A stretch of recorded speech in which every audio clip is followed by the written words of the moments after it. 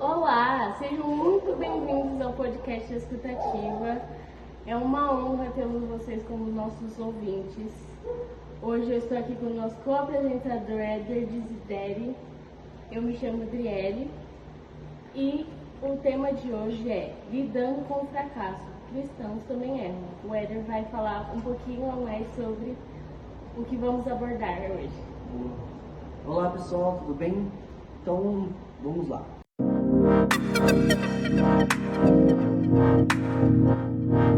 Todos nós já erramos em algum momento da vida, mas como lidarmos com esse fracasso? Como cristãos, sabemos que falhamos, não define nossa identidade, mas podem nos ensinar e nos aproximar ainda mais de Deus. No episódio de hoje, vamos falar sobre lidar com o fracasso, reconhecer nossas falhas e entender que a graça e crescimento caminham juntos. E a nossa convidada de hoje é uma pessoa muito especial. Eu gosto muito dela. Você gosta dela, Éder? Eu vou ler um pouquinho sobre a história e a trajetória dela. A gente teve que resumir um pouco, tá, gente?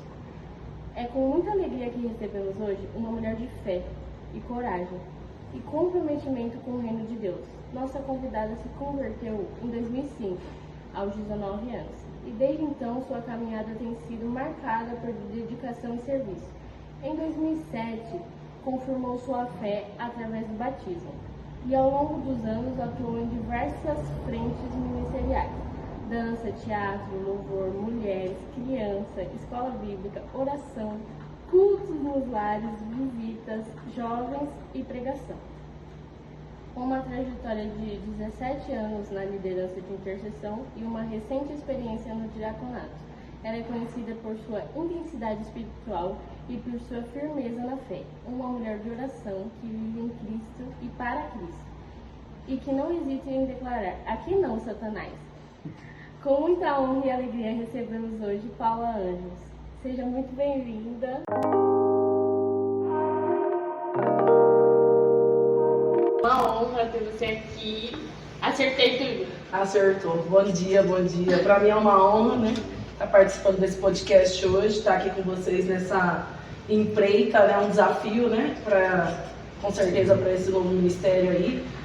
Para mim é um prazer enorme falar sobre o tema, um tema bem assim específico e também importante, né, onde o cristão muitas vezes se fragiliza ao errar e acaba entrando nesse mundo do fracasso e muitas das vezes ele não consegue sair.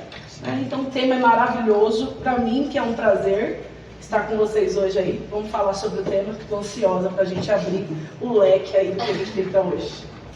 O que é de fato um fracasso na perspectiva cristã? Eu creio que o fracasso na perspectiva cristã, dentro das minhas experiências, assim, dentro do que a gente viu ao longo do trabalho, né, dentro do ministério, é aquilo que o ser humano ele esquece da humanidade dele. Ele começa a ser cristão e ele acaba, naquele primeiro momento de euforia, quando a pessoa acaba se convertendo, ela não dá muita atenção a isso. Daí ela acaba errando, volta para Cristo do mesmo jeito e vem, caminha, porque ela não se firma muito no pensamento do pecado. No primeiro momento ela não tem esse pensamento, ela sabe que é errado, mas o pecado não pesa tanto nos ombros, porque ainda essa pessoa está na euforia da graça, né? Mas quando ela acaba caindo nesse mundo, né, de condenação, aonde ela começa a interagir com a igreja, e a igreja vai falando, né, não, isso é pecado, isso Deus não perdoa, vai ser condenado, até fora mesmo, no convívio social, quando a gente convive com outros cristãos de outras denominações, cada um tem um ensinamento, cada um tem uma caminhada, cada um tem um pastor, um líder, então eles são ensinados de maneira diferente. Não que a palavra mude, mas cada liderança tem um frisar em alguma coisa específica bíblica. Então o que é muito importante para um, às vezes não é muito importante para outro, mas quando nós entramos nessa parte de caráter cristão, né, que envolve muito essa parte do pecado, essa parte da condenação e do fracasso, nós começamos a dar mais atenção a isso e nós nos esquecemos da graça de Cristo. e aí nós entramos nesse momento de condenação eterna, vamos dizer assim, que é um fracasso permanente, que nós não conseguimos enxergar um pouco mais a graça de Deus.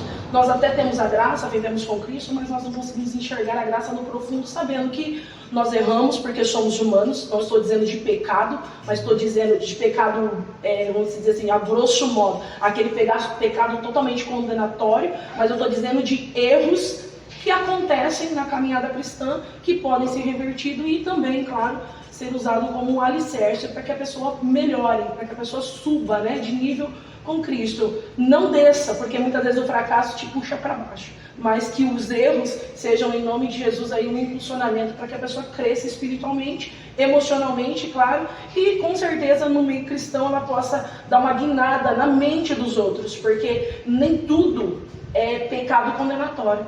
Tem erros que são humanos e nós precisamos identificar quais são eles e não entender que tudo é pecado condenatório, porque quando Cristo olha para nós, Ele vê em nós a humanidade que muitas das vezes, por nós sermos cristãos há muito tempo engessados, nós deixamos de ver a humanidade dentro de nós e achamos que nós vamos ser perfeitos e não vamos ser.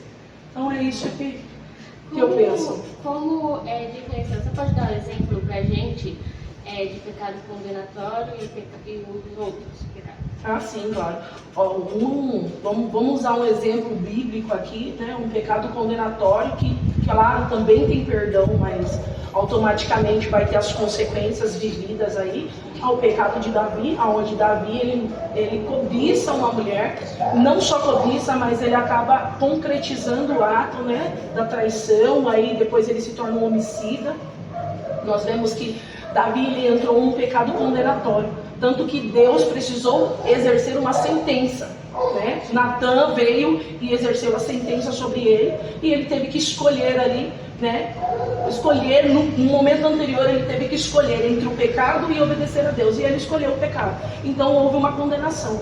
O pecado não condenatório, como a gente diz, esses pecados corriqueiros, é aquilo. Eu acabo tendo um desentendimento com o meu irmão por algo que eu não concordo, muitas das vezes, né? E eu acho que não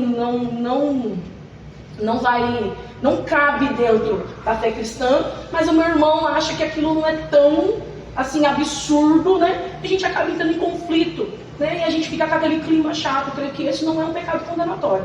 Claro que não deve ser um pecado corriqueiro. Eu devo ser briguento, brigar com todo mundo, não é isso. Mas acontece, desentendimentos acontecem. Dentro, fora da igreja, dentro da sua casa, fora da sua casa. Acontece porque, como disse, somos humanos e nunca vai bater 100% as nossas ideias, os nossos propósitos. Porém, podemos nos entender e viver em sociedade. Creio que este é um erro, né? Vamos usar a palavra pecado, né? Porém, não condenatório. Existe algum personagem bíblico que te inspira quando o assunto é lidar com o fracasso? Ah, com certeza, vários personagens bíblicos. Vamos escolher um, né? Porque é muito, né? Pra gente falar. O que nos inspira a questão de lidar com o fracasso, eu vejo, para mim, em primeiro lugar, Paulo. Por quê? Porque Paulo, eu amo a vida de Paulo, porque ele nos ensina uma graça diferente. Não que mude, tenha faces a graça. Mas nós vemos a graça de uma perspectiva diferente quando nós olhamos a vida de Paulo. Paulo ele tem frustrações no caminho. Vou usar um exemplo bem básico para que nós entendamos.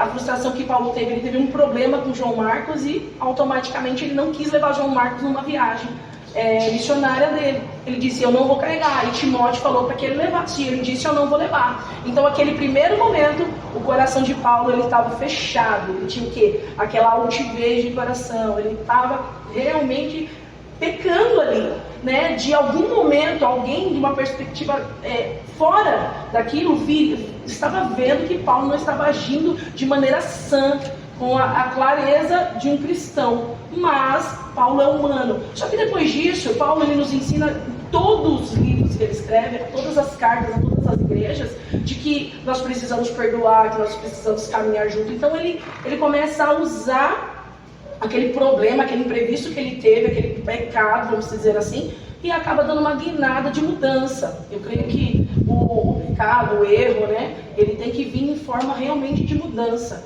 Não, eu vou usar uma frase aqui que eu li no livro e é muito importante para nós. Se você não está errando agora, você vai errar amanhã. ou se você não está em constante erro, você não é ser humano. Então, quando nós olhamos para isso, nós, assim como Paulo, nós não condenamos o outro. É isso que eu aprendo com Paulo. Paulo é um exemplo para mim, porque o erro de Paulo faz ele enxergar sempre o outro. Não somente, eu preciso mudar. Ah, eu errei e preciso mudar. Não, eu preciso mudar, mas eu preciso entender que o meu irmão também erra, porque eu erro.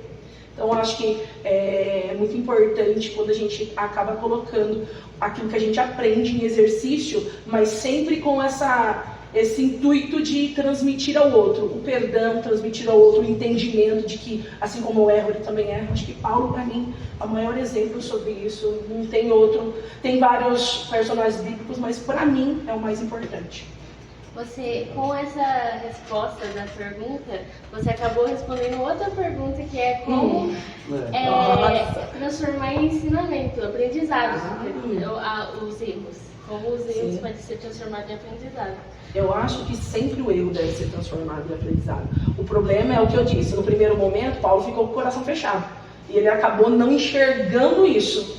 Mas quando nós enxergamos, nós transformamos realmente no aprendizado. Porque, irmãos, eu vejo que Cristo, ele sempre vai olhar para nós e fala assim: filhinhos, não pequeis, mas se pecar, há um advogado no céu. Por que ele deixa essa lacuna aberta? Por que ele deixa esse leque aberto? Porque há uma possibilidade, e a possibilidade não é pequena, a possibilidade é grande. Então, vamos usar essa possibilidade para aprendizado, né? Não para que o fracasso nos puxe para baixo. Porque, na verdade, o que é o fracasso? Como a palavra definida do fracasso nada mais é do que você acabar num momento de que você não vê saída mais para nada, você não consegue mais naquela situação enxergar nenhum tipo de saída. Mas para mim, dentro da Bíblia, aquilo que nós vemos, o que o Cristo fala, o fracasso é a desistência. Porque quando eu chego num momento de fracasso, eu tenho que tirar um bom proveito disso. Quando você tira, você não fracassa. Simplesmente você pausa e começa de novo. Então, eu acho que essa é a importância de transformar o fracasso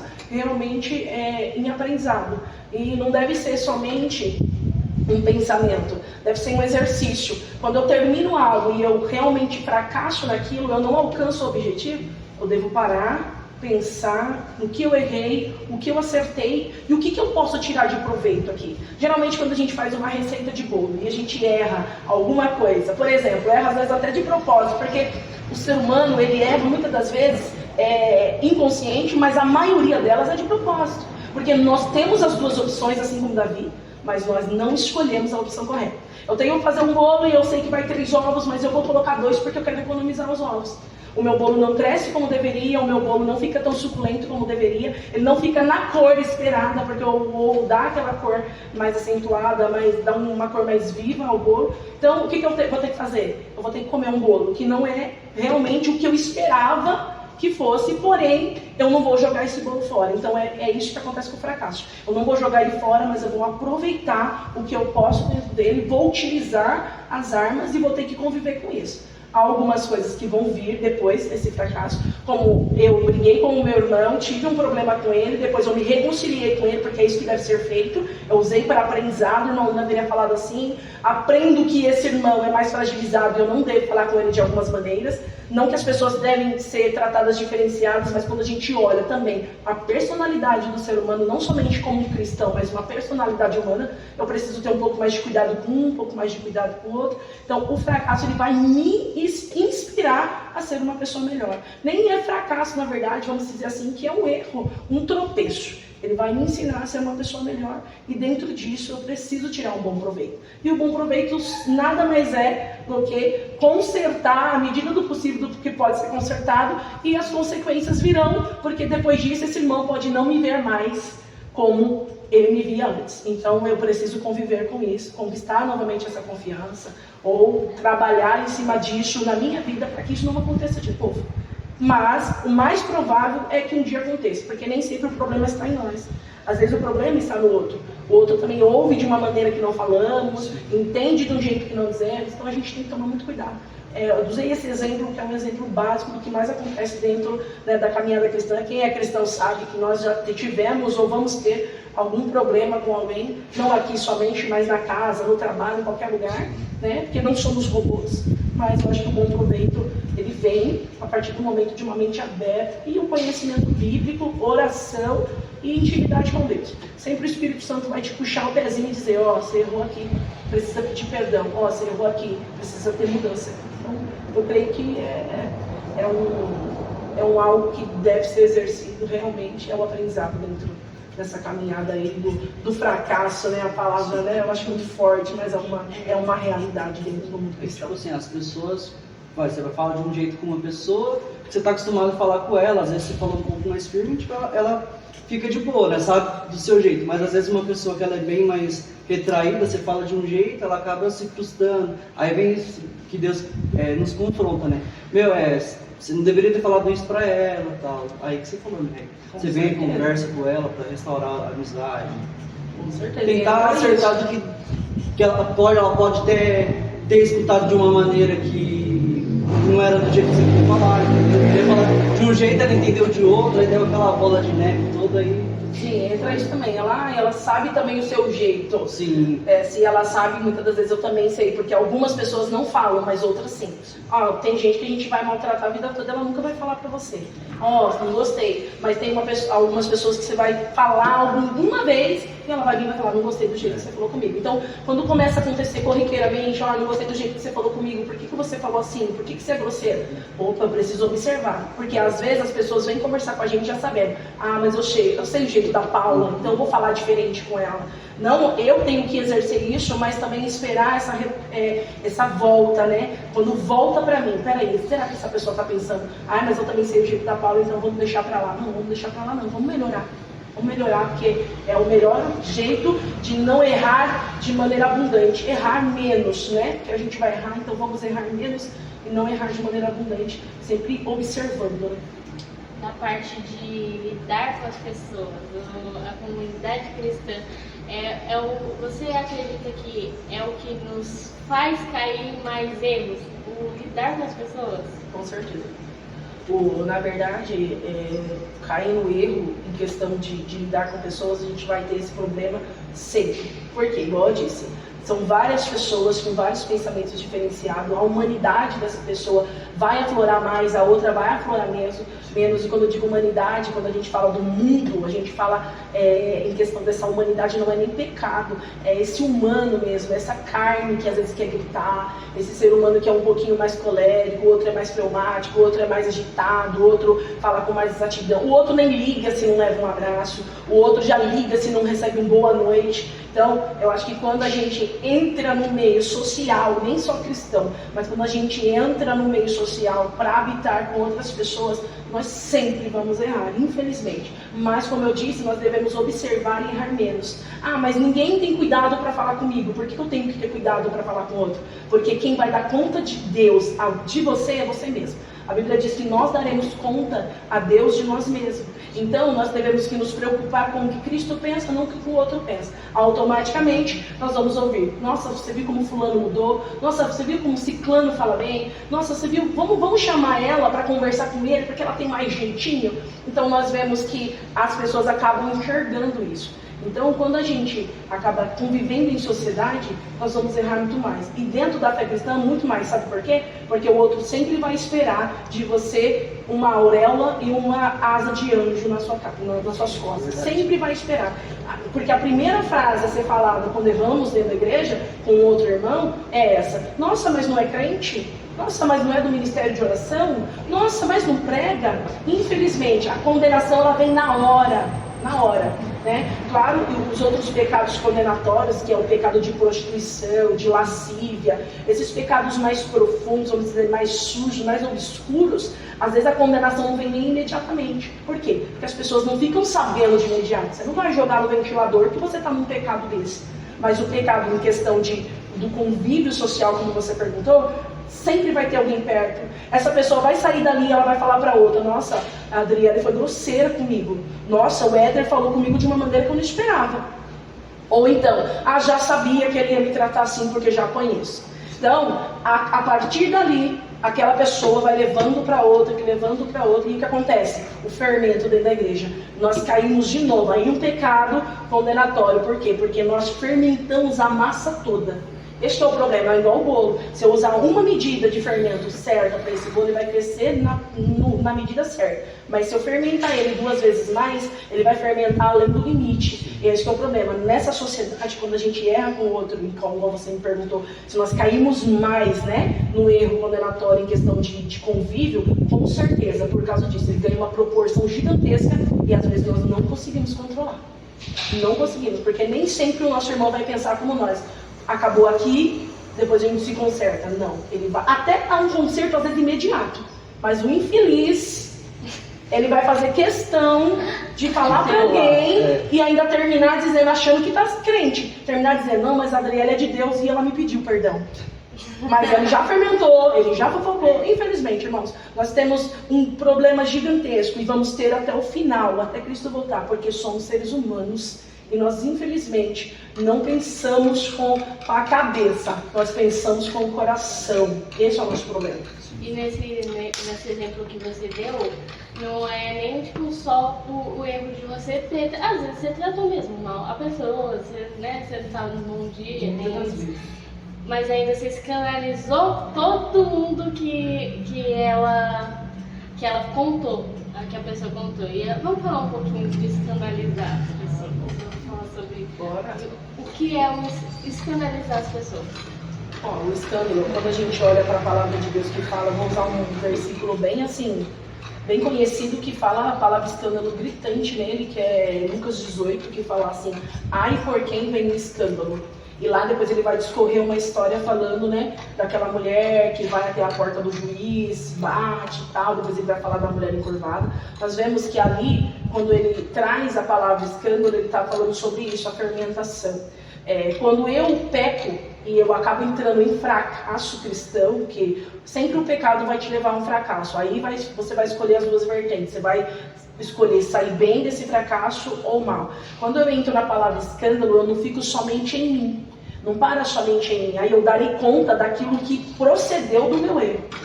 O escândalo, ele, muitas das vezes, você erra, se conserta e começa uma caminhada cristã maravilhosa novamente, mas às vezes aquele que ouviu o seu erro ou que foi contaminado pelo seu erro, ele cai e nunca mais consegue se levantar. Nós vemos na caminhada cristã, há 20 anos que eu estou nessa caminhada, eu vi muita gente cair pelo meio do caminho por causa disso, por coisas bem assim, pitorescas, pequenas, que não tinha muita valia para mim, mas essa pessoa não conseguiu se levantar mais até hoje. Outras se levantaram, mas não como antes. Então, quando a gente entra em escândalo, nós não escandalizamos somente o nosso nome, nós escandalizamos o nome de Jesus, infelizmente. E aí acontece o quê? A fermentação e o fracasso. Você fracassou 2 vezes. Quando você escandaliza o seu irmão, você não fracassou somente com você e você não precisa se erguer sozinho. Você fracassou 2 vezes, porque você fracassa também com a palavra de Deus e com o nome de Jesus Cristo.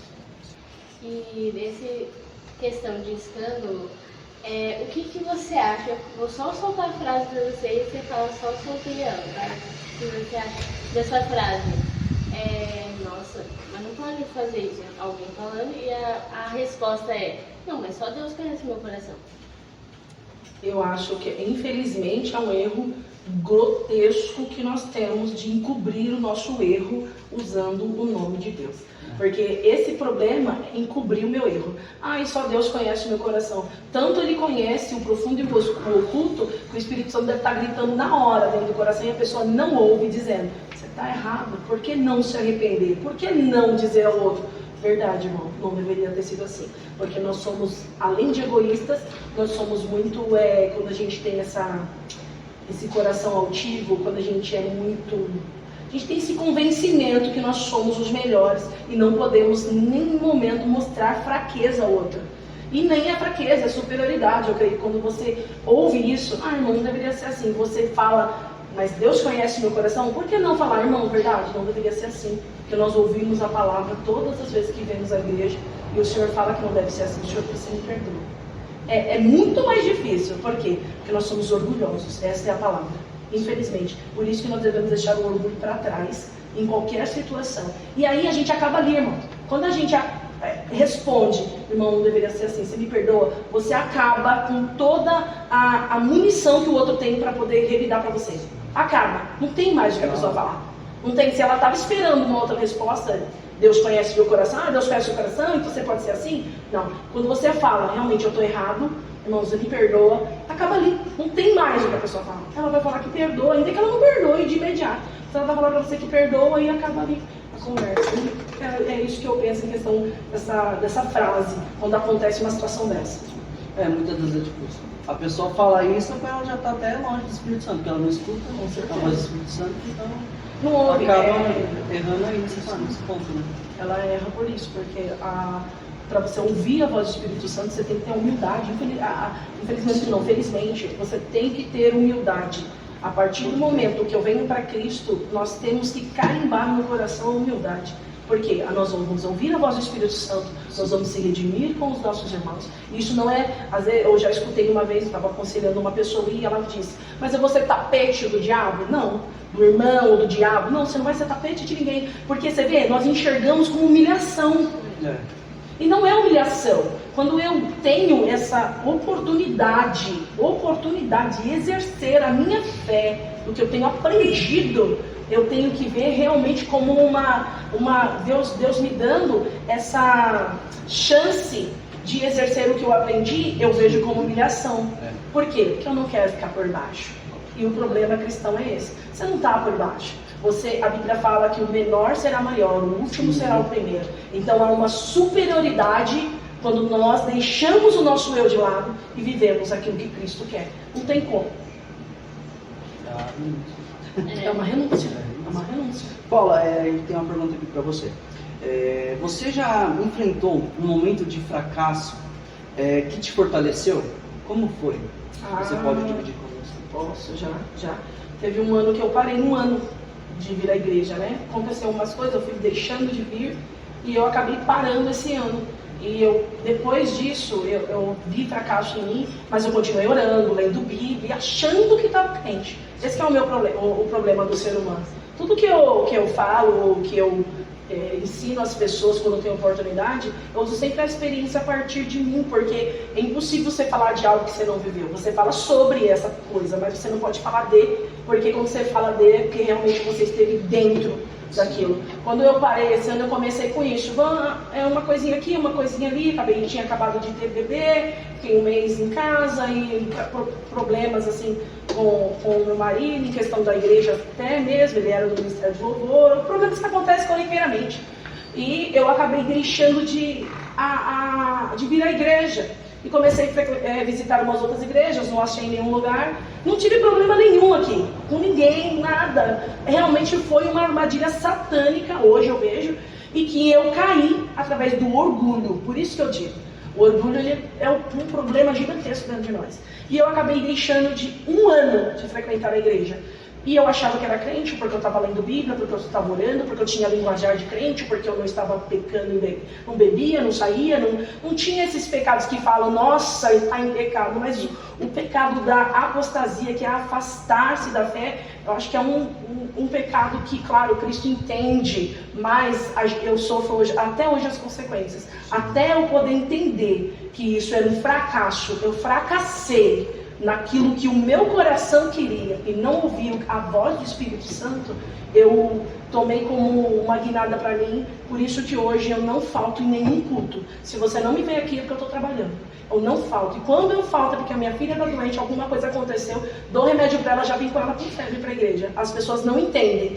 Mas quando eu olho para aquele ano que eu parei na fé, eu falo, não posso vacilar. Porque se eu deixar um dia, eu não quero ir no outro, eu não quero ir no outro. Então, para mim, esse fracasso desse ano se tornou uma alavanca na fé e a importância de eu caminhar com Cristo todos os dias, culto após culto. Para mim, culto de terça é importante, culto de quinta é importante. Pode ter 1, 2, 10 pessoas, 20 pessoas, não importa. E a partir daquele momento eu falei, Senhor, todos os cultos eu vou oferecer ao Senhor com todo o meu coração. Então, a partir desse ano eu aprendi que verdadeiramente o nosso coração é enganoso e que eu devo dar ouvido sempre à voz do Espírito Santo. Ainda que eu fracasse, eu preciso levantar e continuar caminhando. E Paula, como a igreja pode acolher aqueles que falharam sem julgá-los? Porque você falou que você passou também um período de fracasso. Então, você tem alguma dica para as pessoas? Como você também gostaria que as pessoas tivessem te tratado quando eu retornei para a igreja, assim, o que a gente pode estar falando? A questão até de vivência, por tratar de pessoas, em questão de aconselhamento, ou receber essa pessoa, ou de volta, porque já é do ministério, ou de algum outro ministério, que está com essa mente em fracasso. O melhor acolhimento é o amor, porque a partir do amor nós não condenamos tanto.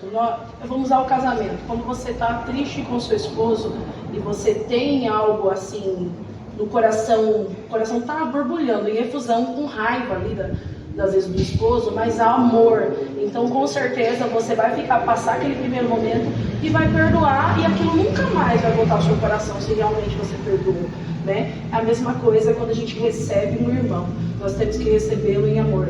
Quando nós vemos essa frustração das pessoas de fracasso, automaticamente a gente tem que fazer ela enxergar que dentro daquela situação ela está com o coração engessado, o coração dela não está conseguindo enxergar com clareza, né? Muitas das vezes elas vêm com reclamações até mesmo dos ministérios que passaram, né? Pessoas que acabaram sendo líderes sobre a vida delas e não tiveram a atitude que ela esperava.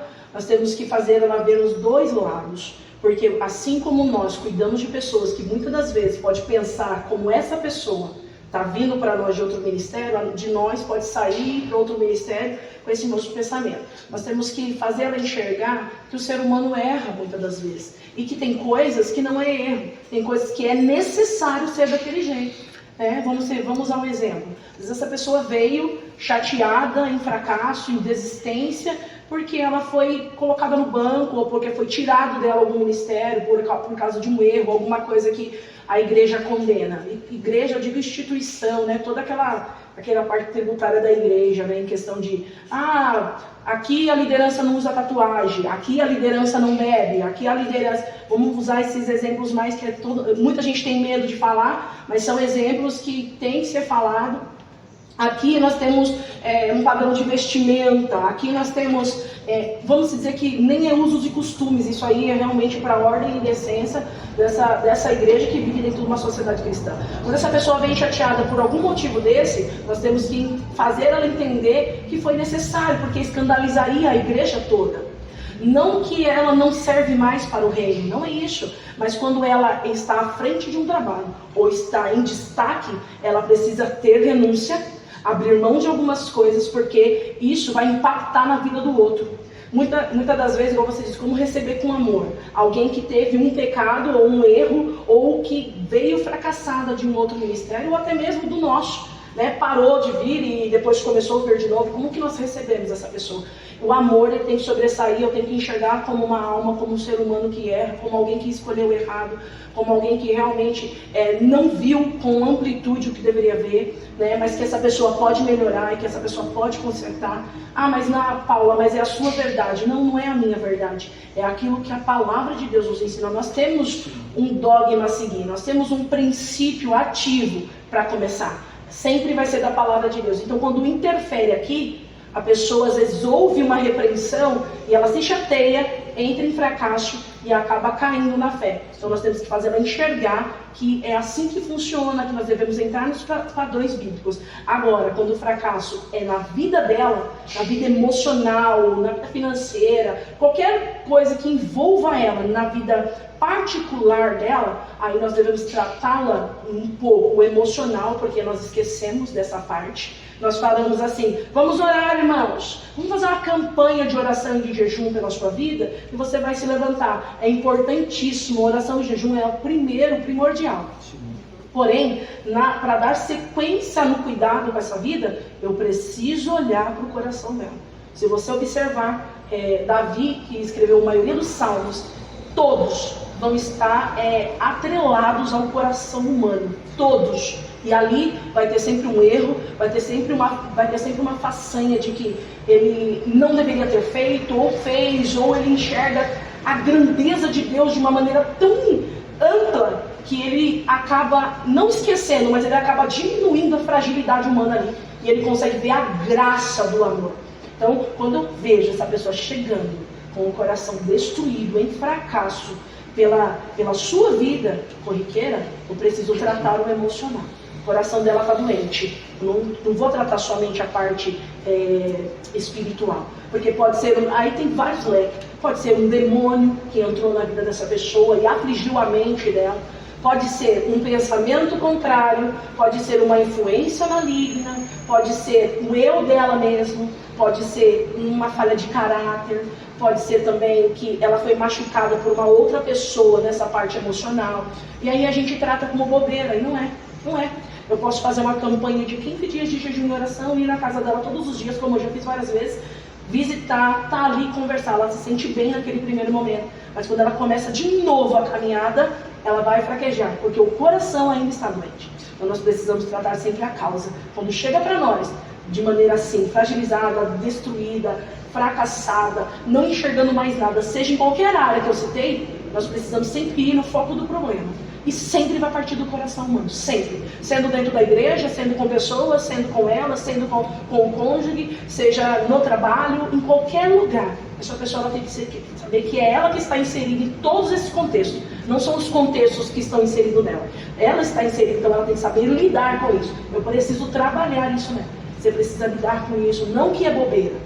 Não que porque eu não dou atenção a isso, você não deve dar. Não é isso. Para mim não faz diferença, mas para você faz uma diferença grande. Então vamos trabalhar nisso.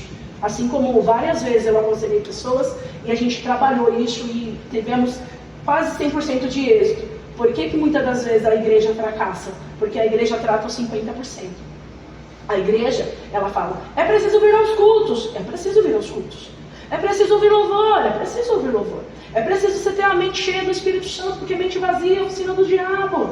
É preciso ter a mente cheia do Espírito Santo. Porque realmente uma mente vazia, o trabalhar do diabo é muito mais aflorado. Mas eu preciso ter um coração sadio. Porque um coração doente, engessado, ele sempre vai ser um coração fracassado. Sempre. Aí ela vai cair no pecado da condenação, ela vai cair no fracasso depois do pecado. Ela não vai achar uma maneira de sair de uma maneira boa ali. Ela vai sempre cair e vai achar que é o fim dela. Mas quando você trata o coração, Salmo 42 ele vai falar muito sobre isso. O salmista ele fala assim, aonde está o teu Deus? Ele fala assim, mas certamente um dia eu louvarei. Você vê que é um diálogo entre ele e a alma dele. O coração é a sede do entendimento humano. Quando nós vemos a palavra de Deus falar isso, nós enxergamos o Salmo 42, nada mais do que você me perguntou. Como que essas coisas acontecem, como que eu recebo essa pessoa e como eu trato ela. O salmista ele ensina, ele fala assim como a corça anseia por águas correntes, assim ó Deus eu anseio por ti. O que ele está dizendo? Ele está falando, eu corro atrás de Deus com uma sede insaciável, porque o meu coração está em profunda angústia. Porque eu estou no fracasso, eu estou na condenação. Então aí ele continua dizendo, onde está o teu Deus?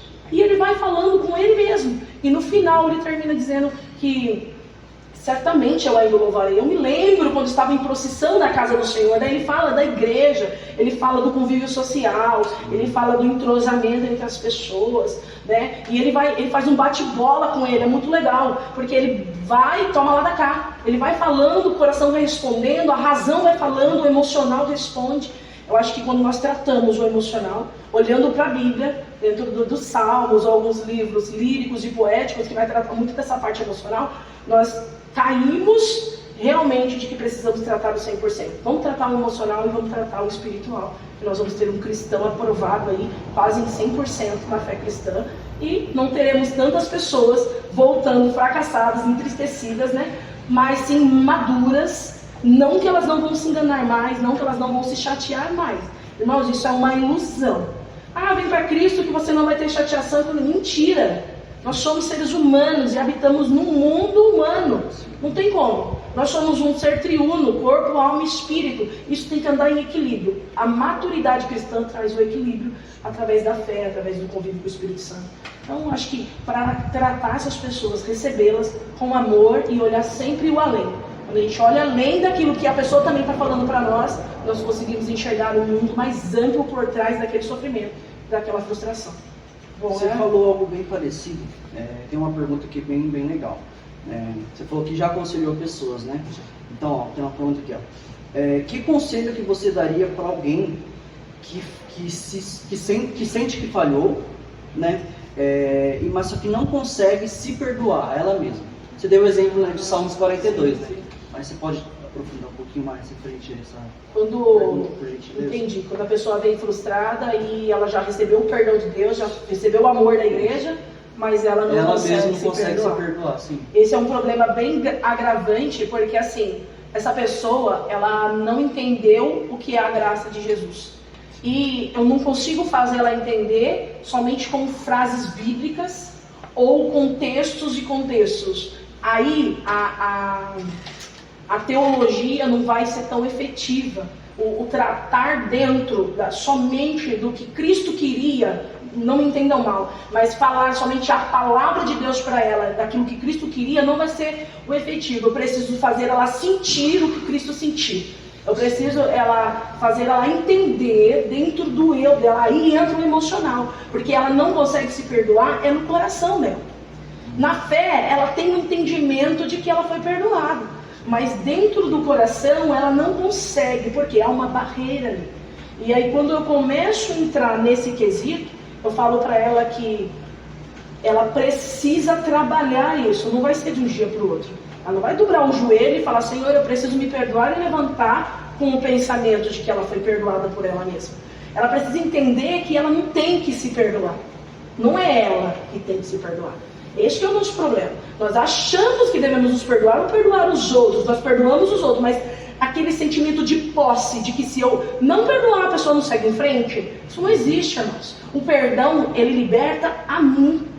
Quando eu lhe perdoo o outro, liberta a mim. Claro que traz para outra pessoa uma satisfação emocional. Ela se sente bem. Então o perdão interno, ele vai trazer uma libertação para mim. Não tem ninguém que vai ser beneficiado com isso, a não ser eu. Então eu entendo que não cabe me perdoar. Não é eu que me condeno. Quem me condena é Satanás e automaticamente a minha mentalidade, a minha mente, a condenação mental, a condenação do coração. Mas ela não existe. A condenação do coração, ela deve ser aquele pensamento de quando você se arrepende do pecado, tem que ter esse senso de divisão de que o conceito de erro, o conceito de pecado tem que ter, mas não o conceito de condenação. Porque o que vale? Cristo me perdoar e eu continuar naquela meleja, ficar melejando aquele sentimento de que eu não deveria ter feito, eu não deveria ter errado. Aí eu errei, mas eu sei que Cristo me perdoou, mas eu ainda continuo me sentindo mal, eu ainda continuo me sentindo condenada.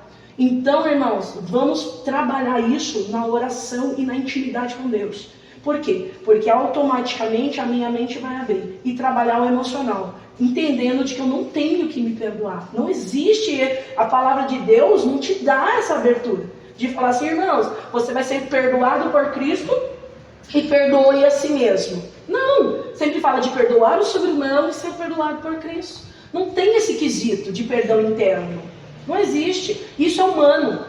Isso traz, a sociedade que acaba trazendo e está mais aflorado hoje com essa parte de esses problemas mentais, emocionais que está afligindo essa sociedade imediata que vivemos, mas a nossa contemporânea que passou não tinha tanto.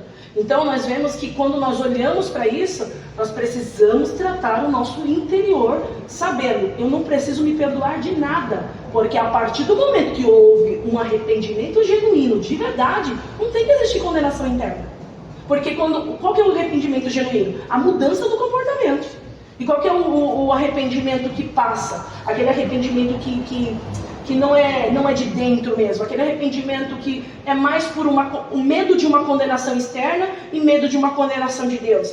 Eu vou me arrepender porque eu tenho medo do que virá pela condenação. Mas eu não vou me arrepender porque realmente eu amo a Cristo e eu preciso mudar. Eu preciso ser um pequeno Cristo. Um cristão é isso, um pequeno Cristo. Preciso refletir a Cristo na imagem. Então eu preciso ter esse arrependimento genuíno. Quando há o genuíno, a mudança do comportamento, nós não nos condenamos. Mas quando há condenação, ainda há ou o pensamento no pecado, ou ainda nós queremos continuar naquele erro, ou muitas das vezes nós não queremos parar de errar inconscientemente. Paula, mas eu tenho certeza que isso não serve mais para mim. Isso, eu estou me sentindo mal ainda porque eu não devia ter errado com Deus. O Senhor não merecia, como se Cristo fosse afligido pelo nosso pecado. Ele não é. Ele não é. Há uma tristeza pelo Espírito Santo quando erramos. Há uma tristeza, tanto que ele se entristece, que ele chora e geme por nós, com gemidos inexprimíveis. Eu preciso não entristecer o Espírito Santo, mas eu preciso mudar o meu comportamento. Quando eu mudo de comportamento, não tem motivo para haver condenação.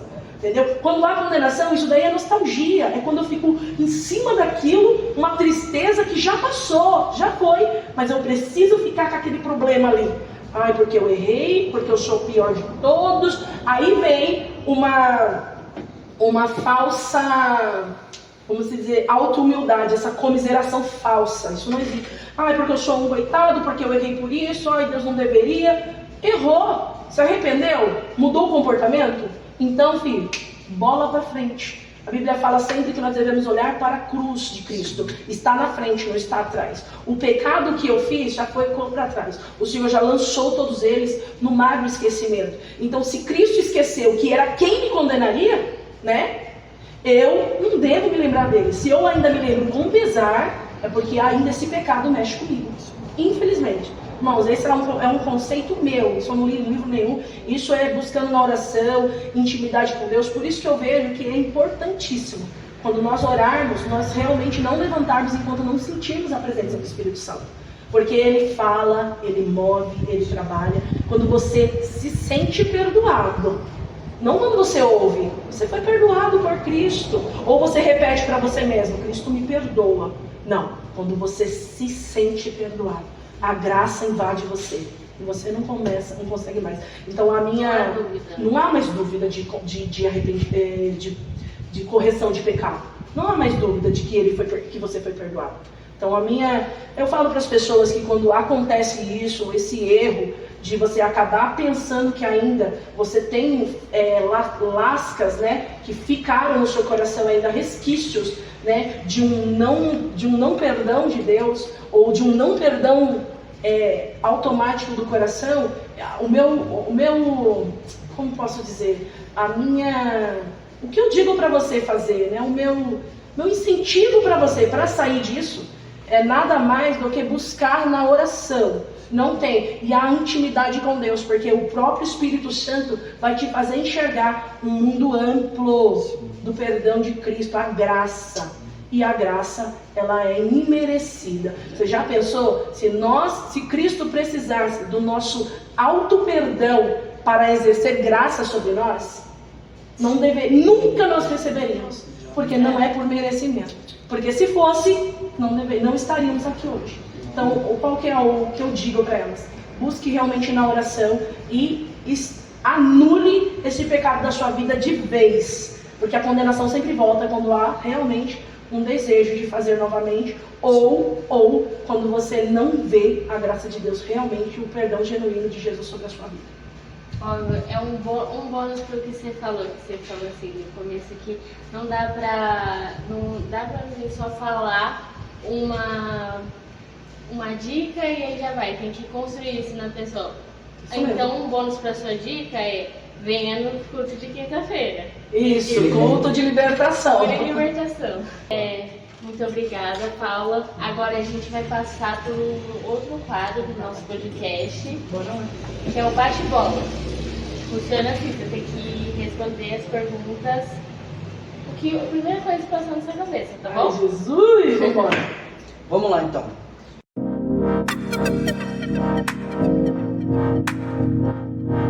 Um louvor favorito? Além do Rio Azul. Livro favorito? Cristianismo puro e simples, do C.S. Lewis. Livro da Bíblia favorito? 1 Coríntios. Personagem bíblico que mais te inspira? Paulo. Versículo que mais fala com você, na verdade. Em 1 Coríntios 10, que fala: aquele que pensa que está de pé, cuide que não caia. Muito bom. Agora, outro quadro é o Você Prefere, que também não precisa se justificar, é só escolher, tá bom?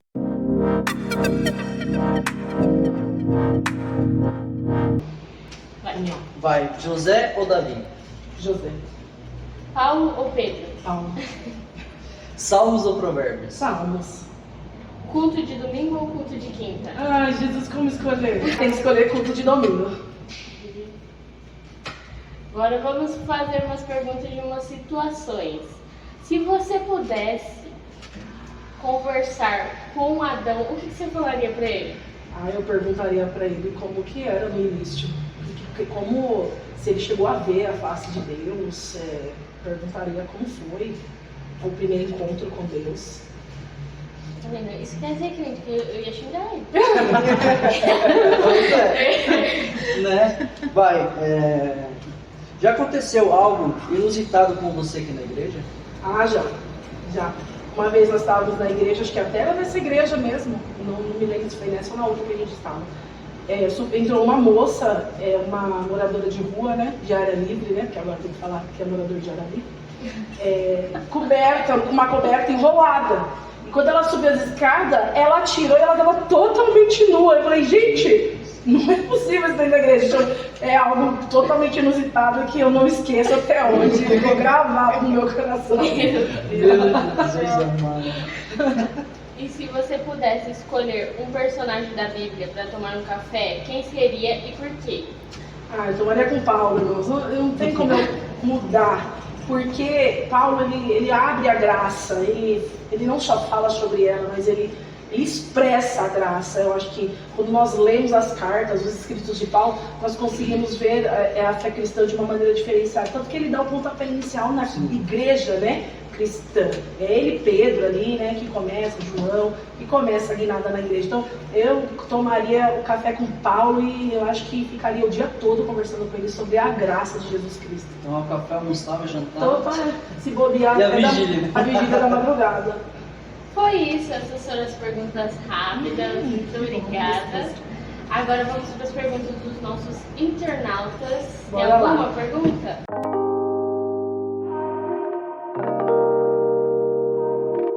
Paula, por que essa diferença e medo de correção para essa nova geração? Foi o que eu disse, porque nós temos esse egoísmo interno e a gente acaba condenando os outros e nos condenando próprios sem saber as aflições que isso vai trazer. Por isso é essa dificuldade, né, de estar perdoando as pessoas e as pessoas nos perdoando. Essa geração é uma geração muito imediatista. Nós queremos tudo pro já, pro agora. Eu acho que é o problema central, é o imediatismo dessa geração agora. Sim. Você acredita que há um eufemismo na correção nos dias de hoje? Acredito que há um eufemismo. Muitas das vezes, em algumas situações específicas, há. Como a igreja pode ser um ambiente acolhedor para aqueles que erraram? Como eu disse, a igreja tem que partir do princípio do amor. Sempre a igreja tem que partir do princípio do amor. Eles erraram, mas são pessoas, são seres humanos, são nossos irmãos e nós também erraremos. Nós não podemos esquecer disso. De que forma podemos ajudar os irmãos na fé que estão se sentindo fracassados? Nós precisamos fazer essa pessoa enxergar que não acabou ali, né? Que vai ser o primeiro ou o 10º erro de muitos, né? Que essa pessoa ela tem que entender que a caminhada ela continua. O fracasso ele deve ser aí uma âncora para que haja uma mudança e realmente um êxtase espiritual a partir da graça de Jesus Cristo. Paula, qual o sentido da oração nos tempos de hoje? O mesmo sentido dos tempos de ontem. A oração não tem nuances, né? A oração desde sempre é a mesma. Conversar com Deus é a base dessa fé cristã. Vai abrir o leque para você através da oração. Quando você ora, a palavra se revela. Quando você ora, você ouve a voz de Deus. Eu creio que não muda, nem antes e nem depois, e para frente não vai mudar. É o mesmo sentido, antes, hoje e amanhã, a oração. Qual foi a experiência espiritual mais surreal que você já viveu? Isso é fácil. A experiência surreal que eu já vivi, logo no começo da minha conversão cristã, que eu vim para a igreja. Antes de eu vir à igreja, a minha irmã tinha dito para mim que tinha visto eu sentado atrás do banco da igreja. E eu disse para ela, nunca você me viu na igreja? Crente, jamais. Passado um tempo, nem muito tempo, eu estava já trabalhando na igreja, fazendo as coisas na igreja. E no começo eu estava orando, nós estávamos no período da oração no início do culto e soprou um vento. Acredita quem é doido, mas isso aconteceu. E tem gente que estava junto comigo e viu. Soprou um vento e eu voei 3 bancos para trás.